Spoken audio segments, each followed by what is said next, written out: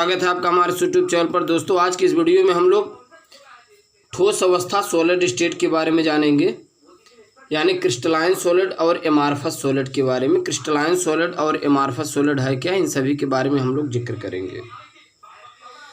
दरअसल दोस्तों जो क्रिस्टली और अक्रिस्टली ठोस होते हैं, ये कक्षा 12 के ठोस अवस्था सॉलिड स्टेट का सबसे पहला और अच्छा चैप्टर होता है।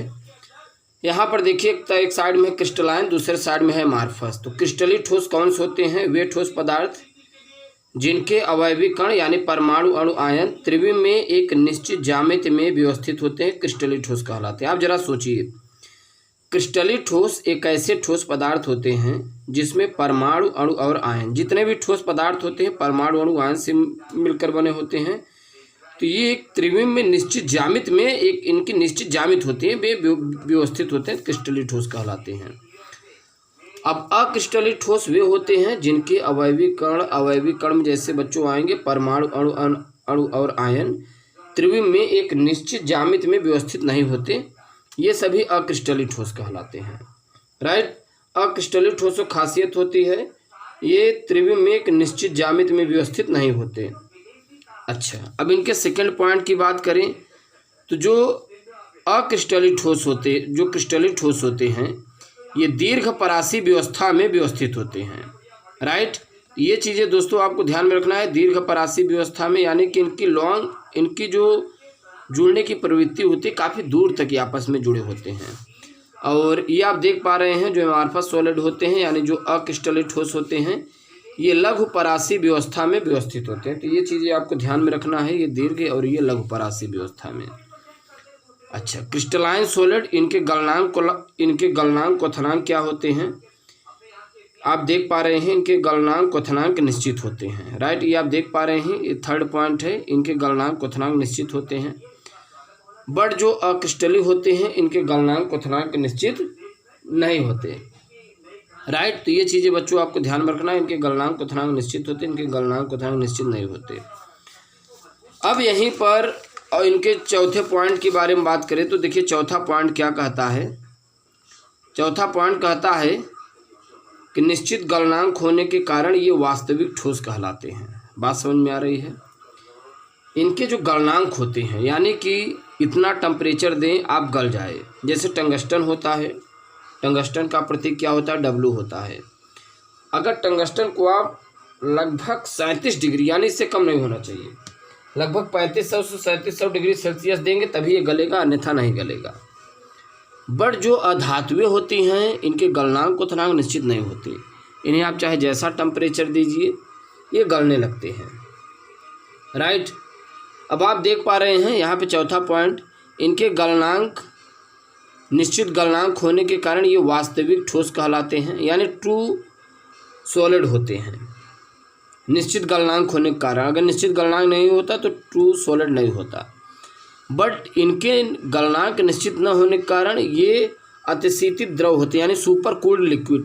आप देखते होंगे जैसे कहीं कहीं कुछ गिलासें होती हैं, स्टील की होती हैं, कांच की होती हैं, तो अगर आप उनमें काफ़ी समय तक पानी भरते रहते हैं तो धीरे धीरे उनमें थिकनेस आने लगती है। थिकनेस आप देखते होंगे नीचे का भाग मोटा हो जाता है, ऊपर का भाग पतला हो जाता है। इसी को हम लोग कहते हैं अतिशीतित द्रव, सुपर कोल्ड लिक्विड। अब यहाँ पर अगर फिफ्थ पॉइंट की बात करें तो बड़ा इंपॉर्टेंट पॉइंट होता है। फिफ्थ पॉइंट कहता है चाकू से काटने पर नई जनित सतहें प्लेन सरफेस, चाकू से काटने पर नई जनित सतहें प्राप्त होती हैं, यानी प्लेन सरफेस। बच्चों यदि आप क्रिस्टलाइन सॉलिड को आप चाकू से काटेंगे तो प्लेन सरफेस नई सतह चिकनी सतहें प्राप्त होती हैं। बट आप इन्हें यदि चाकू से काटेंगे, इन्हें चाकू से काटने पर नई जनित सतहें प्लेन सरफेस नहीं होती। आप किसी धातु को काटते हैं तो नई जनित जो सतहें प्राप्त होंगी वो प्लेन सरफेस चिकनी सपाट होंगी।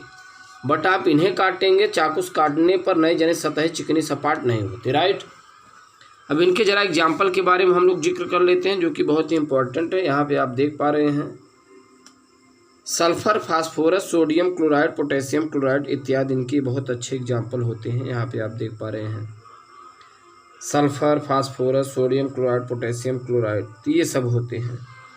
अब यहाँ पे हम लोग देख पा रहे हैं कांच, रबड़, प्लास्टिक, अक्रिस्टली, सिलिकॉन, रेजिन, तो ये होते हैं अक्रिस्टल इसमें, राइट। तो ये चीज़ें आपको ध्यान में रखना है। यहाँ पे क्रिस्टली ठोस, आप ये बताइए सोडियम क्लोराइड क्रिस्टली ठोस होता है, पोटेशियम क्लोराइड क्रिस्टली ठोस होता है, चांदी क्रिस्टली है, कापर क्रिस्टली है, आयरन क्रिस्टली है, राइट।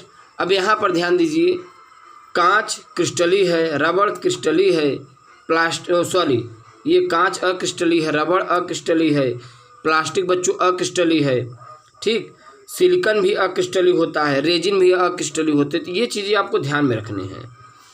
तो अभी तक हम लोग जान पाए क्रिस्टलाइन सॉलिड और एमार्फस सॉलिड के बारे में। आप इसे अपने कॉपी में एक साइड से आप नोट डाउन कर लीजिए, इसका स्क्रीनशॉट भी ले लीजिए। थोड़ा हम एक बार फिर रिवाइज करते हैं क्रिस्टलाइन सॉलिड और एमार्फस सॉलिड के बारे में।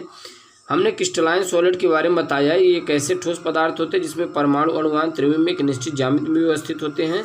बट ये एक ऐसे पदार्थ होते हैं जिसमें परमाणु अणुआन त्रिविम में निश्चित ज्यामिति में व्यवस्थित नहीं होते, राइट।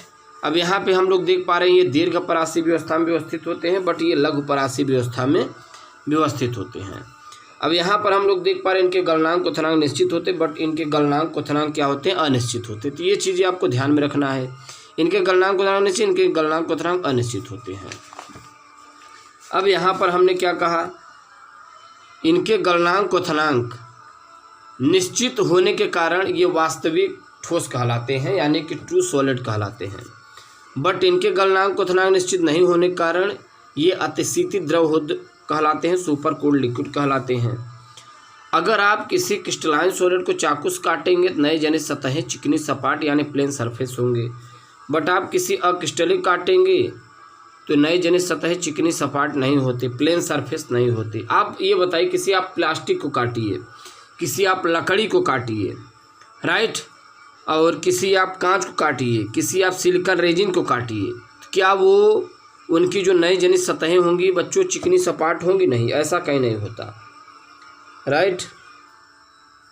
इनके एग्जाम्पल के बारे में हमने जिक्र किया, जैसे सल्फर होता है, फास्फोरस होता है, potassium chloride, sodium chloride, Ag है, Cu है, Fi है। तो ये सभी जो होते हैं क्रिस्टलाइन सॉलिड का। अब इसमें देखिए जैसे कांच है, रबड़ है, प्लास्टिक है, और कांच है, रबड़ है, प्लास्टिक है, अक्रिस्टली, सिलिकॉन, रेजिन, ये सब जो होते हैं अक्रिस्टली के अंतर्गत आते हैं। और भी हैं, इन्हें आप जैसे आप समझ सकते हैं।